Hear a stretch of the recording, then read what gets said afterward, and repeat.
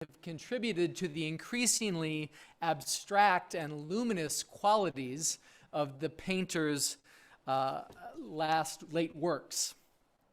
So our reading this morning is a poem by Liesl Müller that imagines a conversation between the painter and his doctor about his condition. It's called Monet Refuses the Operation. Doctor, you say there are no halos around the streetlights in Paris, and that what I see is an aberration caused by old age and affliction. I tell you, it's taken me all my life to arrive at the vision of gas lamps as angels, to soften and blur and finally banish the edges that you regret I do not see. To learn that the line I called the horizon does not exist, and sky and water so long apart are the same state of being. 54 years before I could see Rouen Cathedral is built of parallel shafts of sun. And now you want to restore my youthful errors? Fixed notions of top and bottom, the illusion of three-dimensional space, wisteria separate from the bridge that it covers. What can I say to convince you that the Houses of Parliament dissolve night after night into the fluid dream of the Thames? Doctor, I will not return to a universe of objects that do not know each other, as if islands were not the lost children of one great continent. Doctor, if only you could see how heaven pulls earth into its arms and how infinitely the heart expands to embrace this world. Blue vapor without end.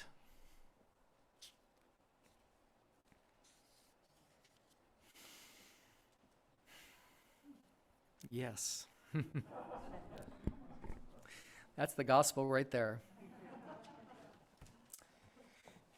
So a few years back, the Washington Post ran a little experiment. The newspaper invited the world-renowned violinist Joshua Bell to play his violin in one of DC's busiest subway stations at the height of the morning rush hour. Imagine Park Street or Downtown Crossing, right? They wanted to see how the busy commuters of the nation's capital would respond to Bell's music making. So one Friday morning at a few minutes before 8, Joshua Bell, posing as a street musician, wearing jeans and a Washington Nationals baseball cap, opened up his violin case on the subway floor and tossed in a couple of bucks to prime the pump and then began to play. Bell began with a piece by Bach that I'm told is one of the most difficult in the violin repertoire. And he played it with great feeling. If you've ever seen Bell, he kind of dances when he plays the violin, right? Digging into the chords, sawing away at the strings, swaying to the melody. He loses himself in the music. So Bell played his violin for a full 6 minutes before anyone stopped to listen that morning. In fact, during the 45 minutes that he played, only 7 people paused for more than a minute to listen. Another 27 tossed some money into his violin case for a total take of about $32. Meanwhile, thousands of commuters hurried by without taking any notice whatsoever. You can see for yourself, it was all captured on hidden camera, and it's up on YouTube somewhere. But I warn you, it's enough to make you want to cry. Watching so many people pass by so much beauty. What if the sacred were like this? What if the sacred were like a world-renowned musician, serenading us always in the midst of our everyday lives?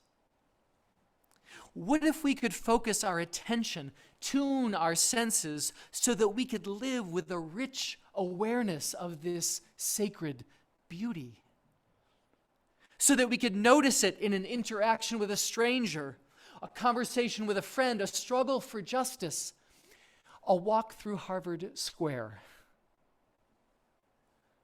Annie Dillard writes, "We are here to witness creation, to notice each other's beautiful face and complex natures, so that creation need not play to an empty house."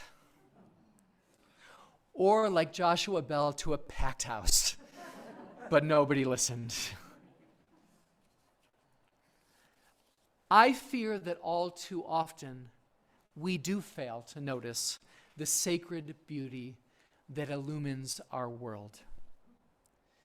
Because we're too busy, or too distracted, or anxious, or afraid, or maybe because we've told ourselves or someone's told us that there really actually isn't a whole lot of beauty to be found in the world.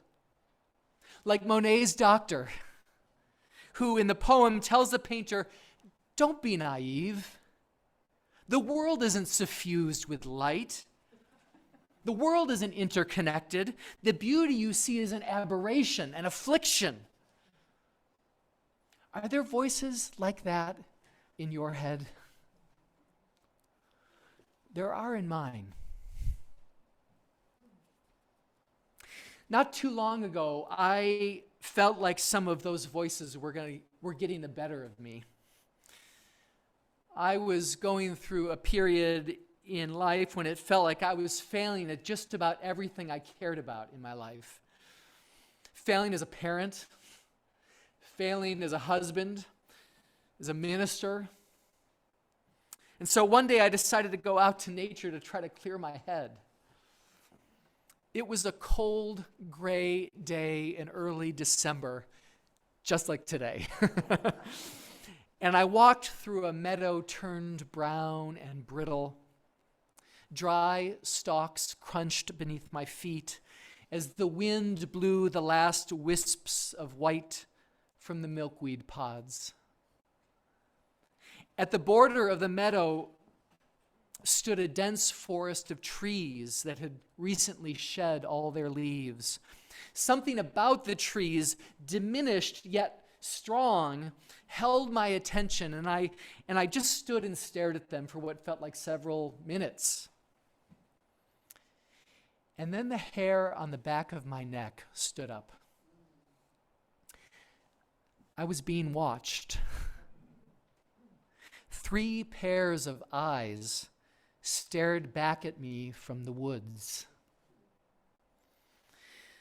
The white-tailed deer had been watching me all along, silent, alert, but I'd failed to notice them.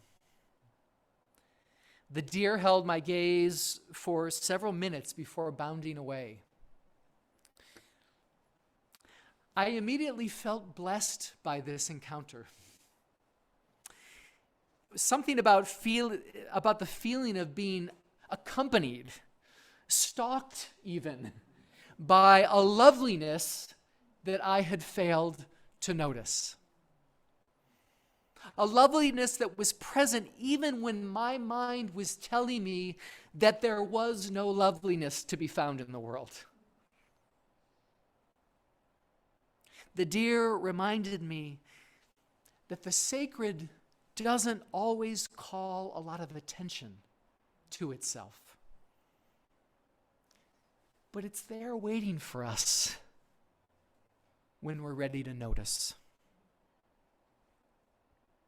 And now I think I finally understand why in so many cultures, why deer are considered sacred.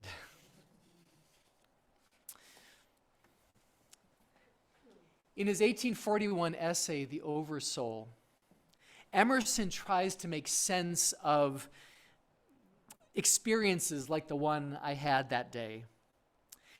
He observed this. He said, "There is a difference between one and another hour of our lives in the authority and in their subsequent effect. Our faith comes in moments. Our vice is habitual. Yet," he says, "there is a depth in those brief moments which constrains us to ascribe more reality to them than to all other experience." Perhaps you know what these kinds of moments are like. Maybe you experienced it at a time when the earth's beauty shone so radiantly that you felt yourself intimately a part of it. Or a time when your conscience spoke to you so clearly and powerfully that a path forward was clear. Or a time when sorrow and loss brought you closer to another human being. These moments seize us and then quickly pass, but not without leaving us with a lingering sense of gratitude and reverence and blessing, a sense of having been changed. Now, times like these remind me of that moment in the movie version of The Wizard of Oz, when after the tornado sweeps her and Toto away, Dorothy wakes up for the first time in Oz. Do you remember that moment in the movie? And the film changes from black and white to Technicolor for one of the first times in history, right? Suddenly, Dorothy is living in a whole new world, and so are we, the viewer. It's an enchanted world of living color. In the movie, this is Oz, the land of dreams and make-believe. But Emerson is arguing that these moments, saturated with color and beauty and meaning, are not the dream. They're the real world. This is life as it truly is, in all its fullness. And it's the times when we can't see all that color and beauty that we are living in a dream, a bad dream. Friends, I'm not ashamed to say that I yearn for the Technicolor world of Emerson and Dorothy.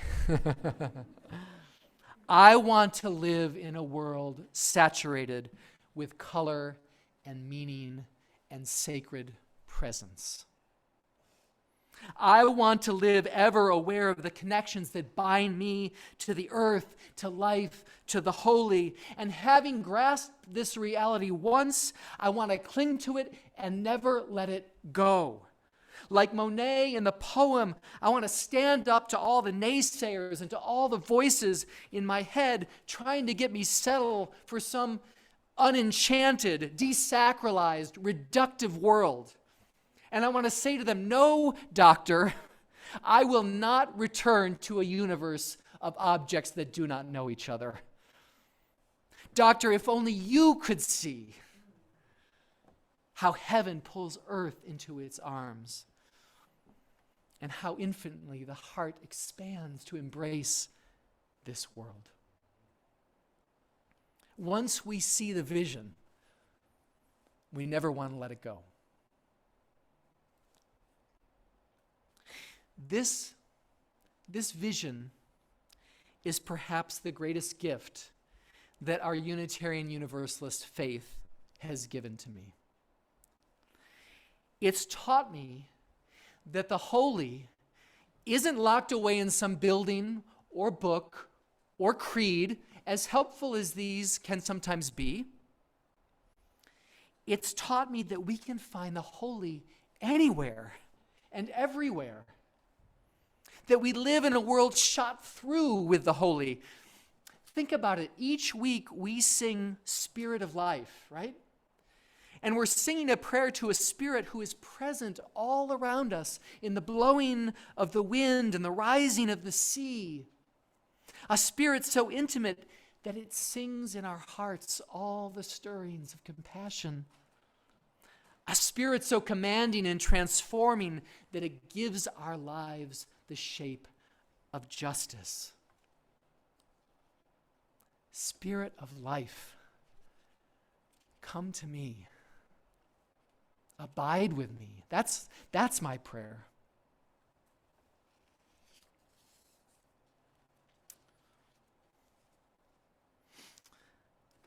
Let me just close with a final story. About a year ago, while I was serving a congregation on Martha's Vineyard, and I just want to say, by the way, I'm really happy to have some Martha's Vineyard friends with us here today, Peter and Annie Palchis. Thank you for being here today. It's good to have you. I was serving a congregation on Martha's Vineyard, and I visited an elderly member of the congregation named Nancy, who had just received a terminal diagnosis. Coincidentally, Nancy was someone who had once spent quite a bit of time here in Cambridge. Back in the day, she worked at the Divinity School as the personal secretary to one of the great theologians of the 20th century, Paul Tillich. Well, Nancy was a theologian in her own right and a wise and generous soul. And when I met with her, it appeared to me that Nancy was bearing the news of her diagnosis with grace and equanimity. And so I asked her how her prognosis had affected her spirits and her spirituality. And she thought about that question for a moment as she looked out her window toward Vineyard Haven Harbor, where the bright December light danced across the surface of the water. And this is what she said to me. She said, "Rob, I see everything now with new eyes. The boats in the harbor, the birds, the sun. I see altars everywhere. And I'm filled with gratitude." I see altars everywhere. I didn't get to say to Nancy then what I wanted to, but I'll say it to you now. I see altars too. I see the world illuminated. But then sometimes, as soon as the vision comes, it slips away. And the greatest prayer of my life is that, like Nancy, I will see those altars right up until the very end. And that's my prayer for all of us. Amen.